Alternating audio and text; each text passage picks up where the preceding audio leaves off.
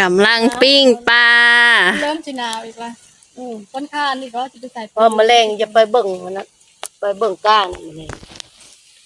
ก็อิงถ่ายบุกวิวแล้วก็ดีติดกลางท้องไปแล้วนี่สุกแล้วไม่ได้ไปหาปลาแต่ก็ได้กินปลานี่คนไปหาวันนี้คนหาปลากินวันนี้ชุกแล้วหาปลาจากบาทมันชุกแล้วเนาะบ่ฮู้แล้วชุกเราไปแล้วนะเอาอีกเนาะปลากระทงเนี่ยมันบ่ห่าวกระทงบ่แหมมันข้าวมาได้เนี่ยจากไปกินแล้วนะกินทานแล้วนะไปชิมมาแล้วก็อะไรไม่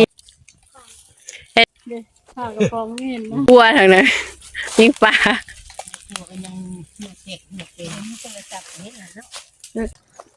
วันนี้ก็สิเป็นน้องแคนอันนั้นก็คือกาดแถวนี้ก็สิประมาณนี้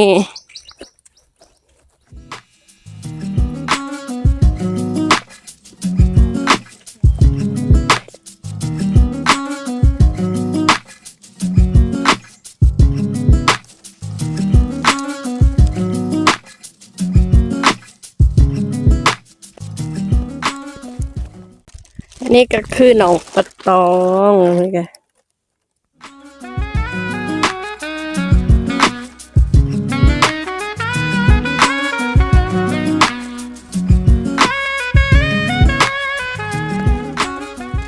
ปกติท้องนี้สิมีงัวควายหลายแต่ช่วงนี้บ่มีงัว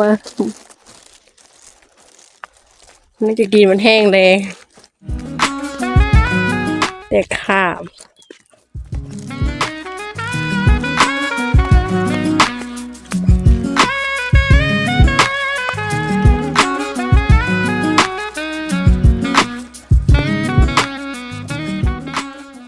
นี่ก็คือกุ๊กสุมแสงที่มีอายุโมโห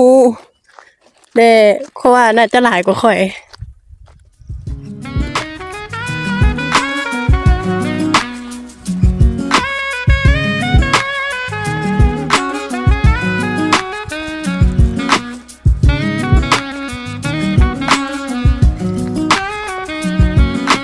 แถวนี้ก็คือสีอ้อมไปด้วยภูเต็มไปด้วยภูทุกทิศเลยแถวนี้